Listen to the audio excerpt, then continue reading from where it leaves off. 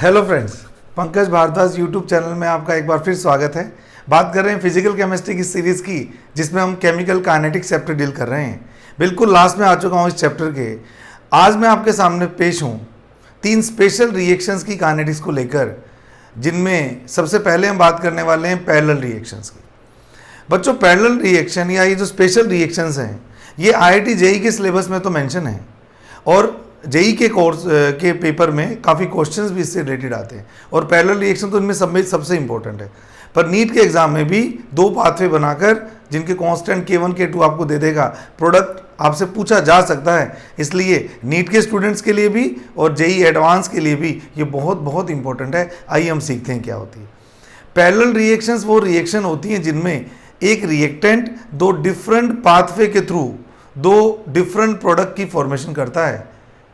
इन दोनों पाथवे के लिए इसके जो रेट कांस्टेंट हैं वो K1 और K2 लिए गए। आइए देखते हैं। Reactions in which reactant gives 2 different products by using 2 pathways are known as parallel reactions. In first reaction, the rate constant is given as K1, and in second pathway, the rate constant is given as K2. So what we will like to write, minus dA by dt net is equal to minus dA by dt in first pathway minus dA by dt in second pathway. भाई A की जो net decompose होने की rate होगी वो first pathway में decompose होने की रेट प्लस सेकेंड पाथवे में डिकम्पोज होने की रेट के बराबर होगी। और जैसे कि हम जानते हैं ये एलिमेंट्री रिएक्शन ही है, फर्स्ट स्टेप ही कर रहा हूँ, इसका मतलब फर्स्ट पाथवे में टूट रहा होगा K1 इंटू AT से और सेकेंड पाथवे में टूट रहा होगा K2 इंटू AT से। क्यों? क्योंकि रिएक्टेंट तो A ही है, तो फर्स्ट पाथवे का कांस्टेंट K1 है और सेकंड का K2 है, तो नेचुरल सी बात है जो इसका नेट रेट ऑफ डीकंपोजिशन आएगा वो K1 AT plus K2 AT के बराबर होगा। अब अगर मैं कॉमन लेता हूं AT को तो बन जाएगा K1 plus K2 into AT, और इस K1 प्लस K2 को आगे जाके हम क्या लिखेंगे, K इफेक्टिव लिखेंगे।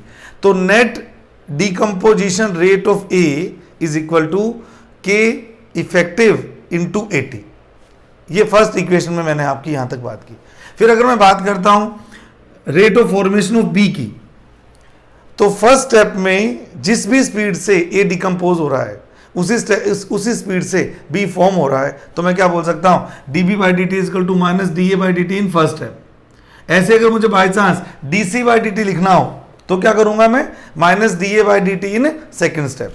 तो अगर dB by D T is equal to minus D A by D T first step है और D A by D T first step किसके बराबर होता है, K1 AT के बराबर होता है, तो मैं लिख सकता हूं dB by D two is equal to K1 into AT। अब यहां बहुत इंपॉर्टेंट बात आपको याद रखनी है। आप लोग जानते हैं बच्चों, फर्स्ट ऑर्डर काइनेटिक्स में जो AT होता है वो आपने पढ़ा हुआ है A0 e की पावर माइनस KT के बराबर होता है।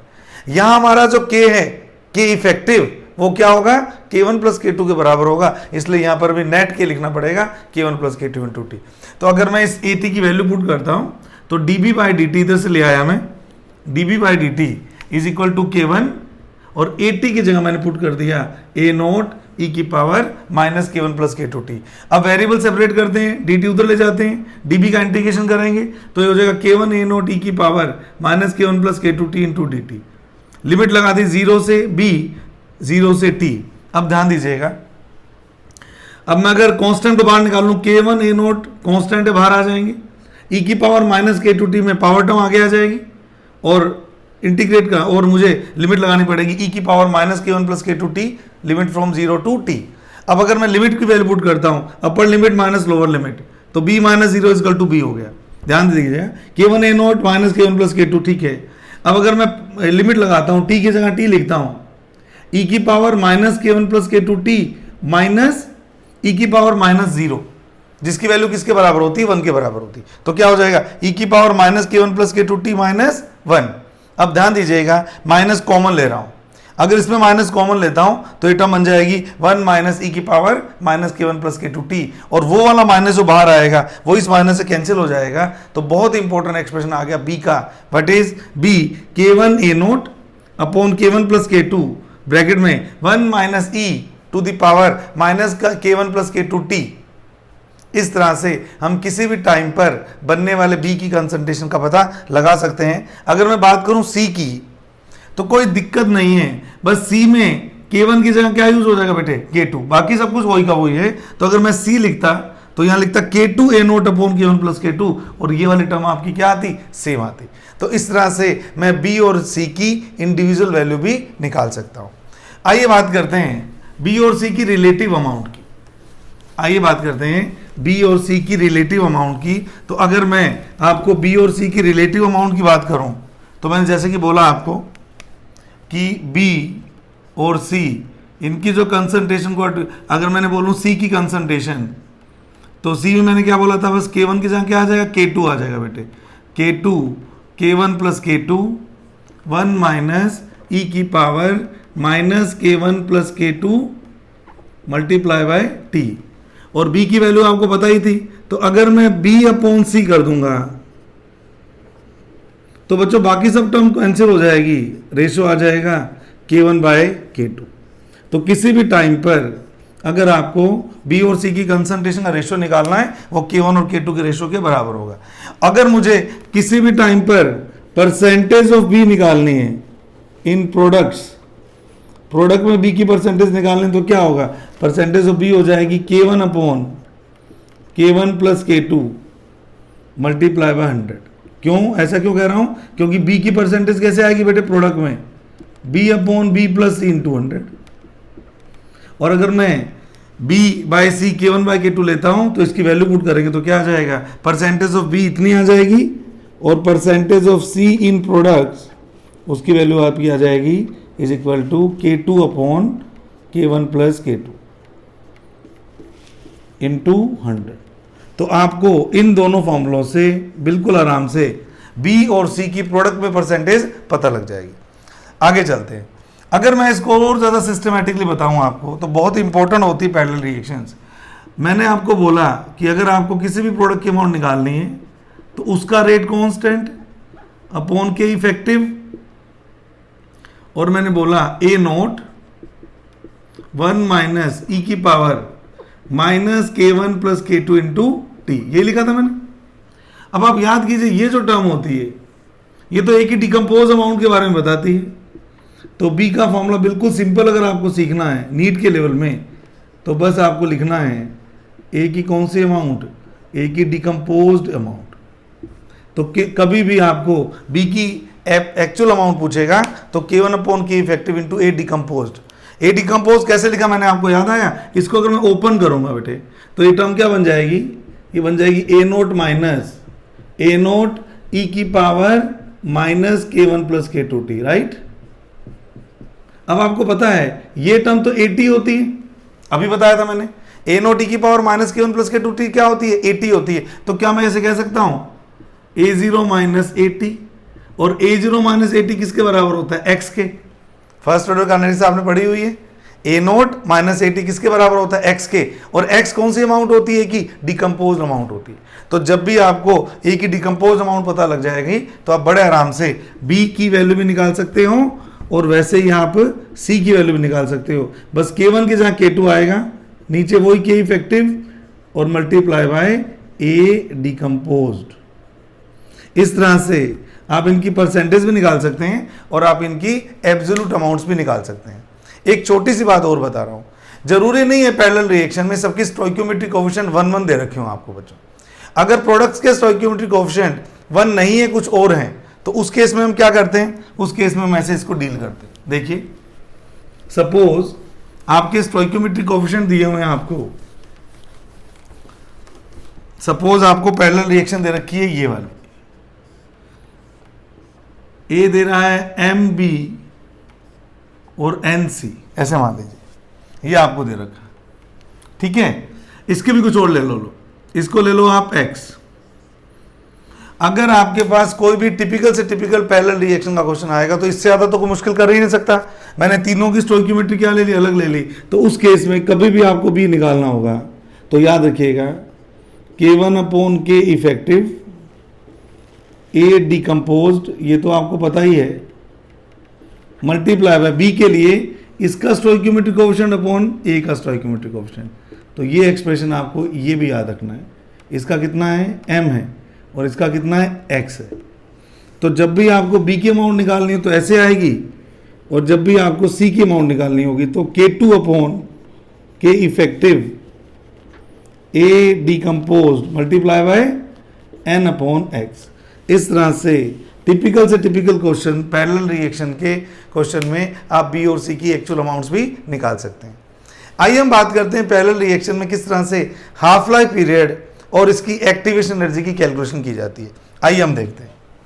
तो मैंने आपको बोला कैलकुलेशन ऑफ हाफ लाइफ अगर मुझे करनी हो, इसी रिएक्शन की बात कर रहा हूं, एक बार मैं एक ही स्टोइकियोमेट्री ले रहा हूं, इसी रिएक्शन के लिए अगर मैं बात करता हूं टी हाफ की, या यूं कहें इफेक्टिव टी हाफ की, पैरेलल रिएक्शन में इफेक्टिव हाफ लाइफ पीरियड की अगर बात करूंगा तो मैं किस तरह से इसको डील करूंगा, ध्यान दीजिएगा। हम जानते हैं कि T half effective is equal to 0.693 upon K effective होना चाहिए, ठीक है। और हम ये भी जानते हैं के इफेक्टिव इसके बराबर होता है K1 प्लस K2 के।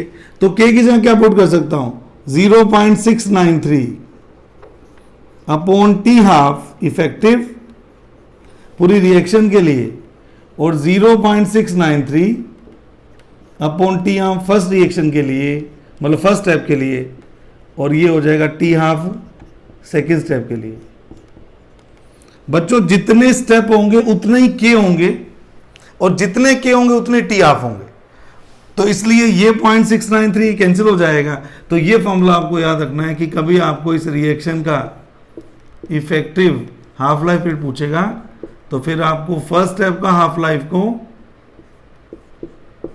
के रेसिप्रोकल को सेकंड रिएक्शन के हाफ लाइफ के रेसिप्रोकल में सम करना पड़ेगा, तब जाके इफेक्टिव टी हाफ का रेसिप्रोकल आएगा। तो इस तरह से हम पैरेलल रिएक्शन के टी हाफ भी निकाल सकते हैं। तो पहले हमने बात की थी बी और सी की, दूसरा पॉइंट हमने लिखा हाफ लाइफ पीरियड का, और तीसरा पॉइंट मैं आपको बता रहा हूं एक्टिवेशन एनर्जी कैसे निकाली जाती है इन रिएक्शन की। इन रिएक्शन की एक्टिवेशन एनर्जी नेट कैसे निकाली जाती है, तो उसके लिए मैं के का फॉर्मूला यूज करूंगा। K effective is equal to you know K1 plus K2। K की वैल्यू पुट कर लो, ए इफेक्टिव ई की power minus E A effective upon are T is equal to first step के लिए K1 ई की power minus E A 1 upon are T plus A2 ई की power minus E A 2 upon are T. अब अगर मैं इस पूरी दोनों साइड में डिफरेंशिएट कर दूं टेम्परेचर के रिस्पेक्ट में, differentiation with respect to temperature अगर मैं कर दूंगा तो क्या होगा, इस स्टेप को देखिएगा। अगर मैं कर दूंगा तो क्या हो जाएगा, ए इफेक्टिव ई की पावर ई ए इफेक्टिव अपॉन आर टी, ये टर्म तो एज इट इज ही, और इस पावर टर्म का जब मैं करूंगा तो माइनस माइनस प्लस हो जाएगा, तो e A effective upon are t square.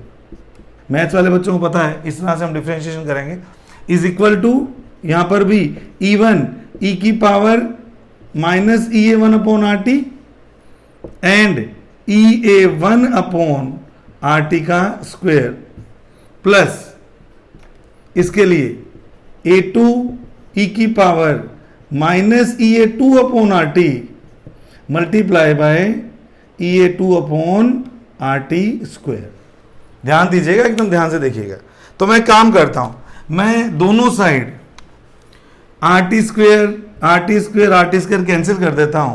तो अगर मेरे को इस रिएक्शन की एक्टिवेशन एनर्जी निकालनी होगी, उसके लिए मैं क्या कर रहा हूं, देखिए उसके लिए मैं कर रहा हूं ए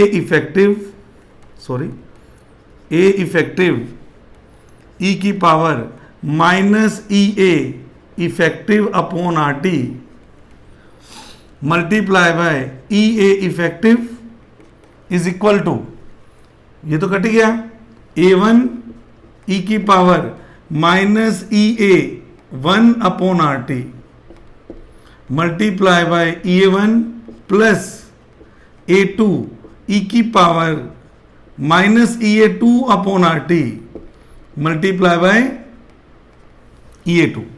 तो क्या ये जो टर्म है, ये वाली टर्म, क्या वही टर्म नहीं है के इफेक्टिव? ये देखिए के इफेक्टिव वैल्यू यही तो थी, ई की पावर माइनस ई इफेक्टिव अपॉन आर टी। तो मैं इस पूरे के जगह क्या लिख रहा हूं, मैं इस पूरे के जगह लिख रहा हूं के इफेक्टिव।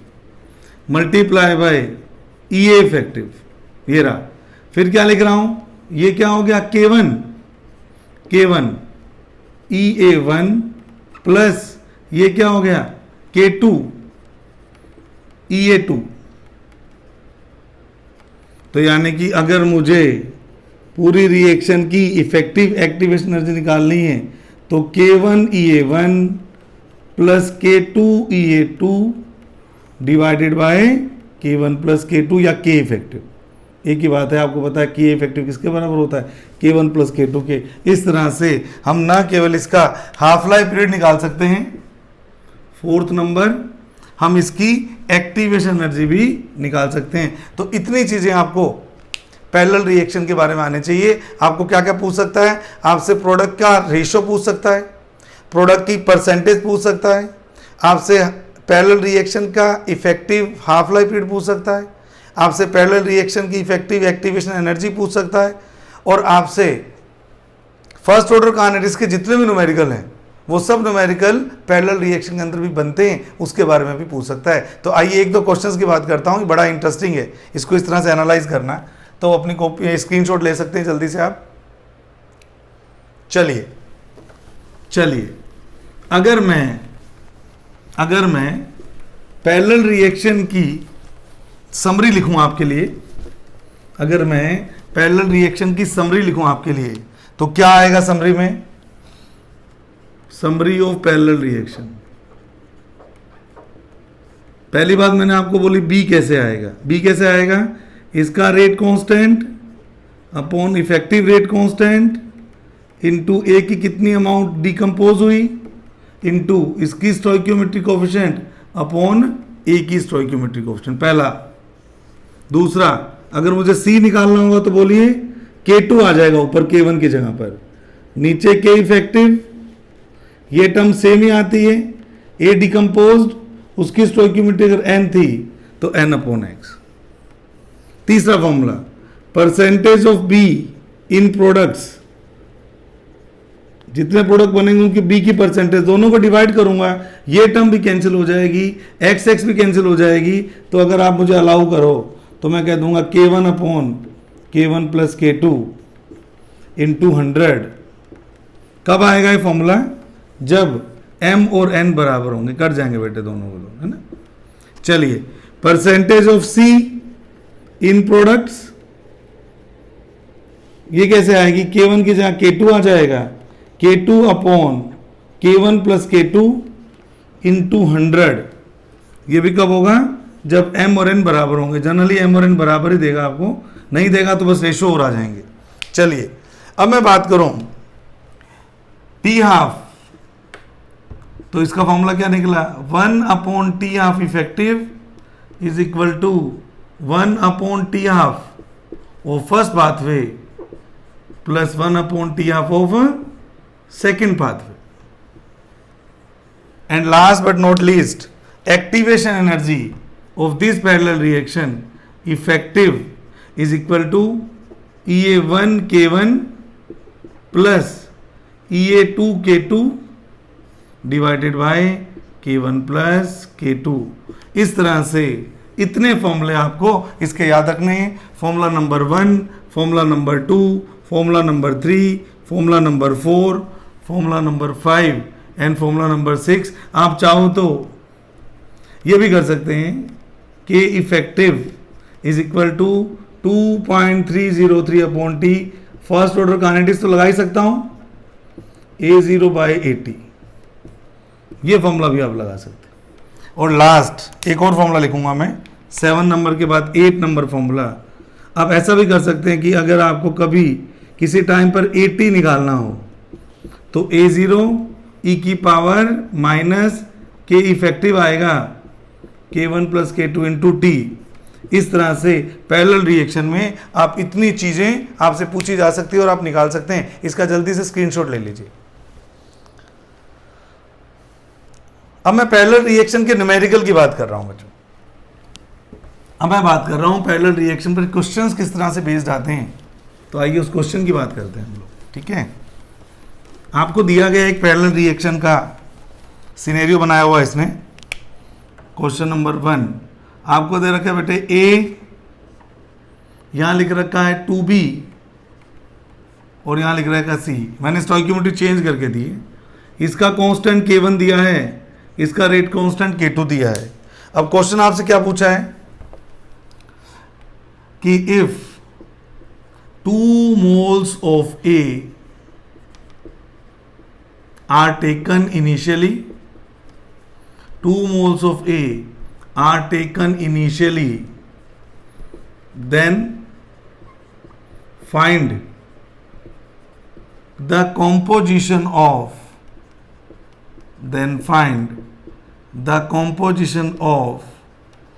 reaction mixture,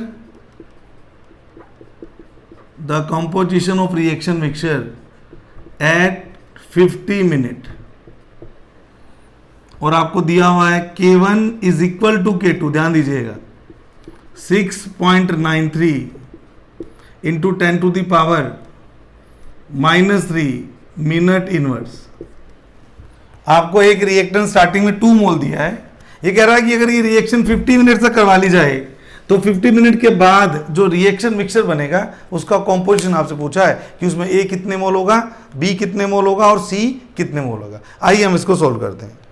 अब आपको क्योंकि टाइम पीरियड दे रखा है और K भी दे रखा है, आपको टाइम भी दे रखा है और एक K भी दे रखा है, हम एक काम करते हैं, हम हाफ लाइफ पीरियड की कैलकुलेशन करते हैं। पहले हाफ लाइफ पीरियड से मुझे पता लग जाएगा कि ये जो टाइम पीरियड है हाफ लाइफ के टर्म में कितने टाइम्स है, तो उसके बाद में उसको बड़े आराम से डिकम्पोज अमाउंट से बी और सी को प्रिडिक्ट कर लूंगा। तो सबसे पहले मैं निकालता हूं इसका इफेक्टिव हाफ लाइफ। अब इफेक्टिव हाफ लाइफ किसके बराबर होगा, डायरेक्ट ही निकाल लो 0.693 अपॉन K1 प्लस K2 या K इफेक्टिव, तो 0.693 2 इंटू K1 कर दूं क्योंकि K1 K2 बराबर ही है, 6.93 इंटू 10 टू द पावर -3। अब ये टर्म ऊपर चले जाएगी, इन दोनों को काटेंगे तो 0.1 आएगा, 1000 ऊपर चला जाएगा। 1000 इंटू 0.1 कितना होता है बेटे 100, और 100/2 कितना होता है, ये लो, इसका मुझे पता लग गया हाफ लाइफ पीरियड खुद का कितना है 50 मिनट है, और आपको टाइम भी कितना दे रखा था 50 मिनट दे रखा था, यानी कि इतने टाइम में ए अपना 50% अमाउंट क्या कर देगा, खर्च कर देगा। तो आइए देखें, तो मैंने क्या आपको बताया बी कैसे होगा। पहली बात तो ए कितना बचेगा, पहले तो ए की बात करो, ए कितना बचेगा 1 मोल बचेगा बेटे। एक हाफ लाइफ बीत चुका है, 2 मोल दिए थे ए के स्टार्टिंग में, एक हाफ लाइफ पर कितना बचेगा 1 मोल बचेगा। जहां तक बी का सवाल है, फॉर्मूला आपके सामने है क्या, K1 upon K1 plus K2 into a decomposed into b की स्टोइकियोमेट्री अपॉन ए की स्टोइकियोमेट्री। चलिए अब K1 ये दोनों तो बराबर ही हैं, तो क्या मैं इसको K1 अपॉन 2K1 लिख सकता हूं, ये दोनों बराबर हैं। ए डिकम्पोज 1 मोल डिकम्पोज हो गए। भाई आपने कहा था स्टार्टिंग में कितने मोल ए था, ए 2 मोल था, और अब कितना रह गया, एक हाफ लाइफ पीरियड के बाद में 1 मोल रह गया, तो डिकम्पोज कितना हो गया 2 - 1 1, तो ए डिकम्पोज 1 हो गया 2/1। तो आप देख रहे हैं सब कैंसिल हो गया, तो यानी कि बी के कितने मोल बनेंगे बेटे 1 मोल बनेगा। और आपको मैंने पहले बता रखा है बी के मोल अपॉन सी के mole is equal to K1M upon K2N, और मैंने कहा था आपको M और N बराबर होंगे तो K1 अपॉन K2 होगा, तो K1 K2 तो बराबर ही है, M2 है और ये 1 है, यानी कि B के मोल C के डबल हैं। तो अगर B के मोल C के डबल हैं तो C के मोल B के हाफ होंगे, तो C के मोल कितने बनेंगे, हाफ मोल। तो इससे मेरे पास इस क्वेश्चन का आंसर आ गया क्या, कि after this time period we have remaining A 1 mole, remaining B also 1 mole, but remaining C 0.5 mole। तो इस तरह से हम ऐसे छोटे छोटे क्वेश्चन सोल्व कर सकते हैं अगर हमें पैरेलल रिएक्शन का कॉन्सेप्ट अच्छे से आता है। तो इस तरह से हम पैरेलल रिएक्शंस की काइनेटिक्स भी सीख गए हैं, और इस पर बेस्ड अगर कोई क्वेश्चन आएगा तो उसकी भी कैलकुलेशन हम बड़े आराम से कर सकते हैं। आप और भी पैरेलल रिएक्शन के क्वेश्चन की प्रैक्टिस कीजिएगा, आपको मुझे लगता नहीं कोई दिक्कत आएगी, क्योंकि मैंने 7-8 फॉर्मूले से रिलेटेड आपको बता दिए हैं। इस चैनल को लगातार देखने के लिए आपका बहुत बहुत धन्यवाद।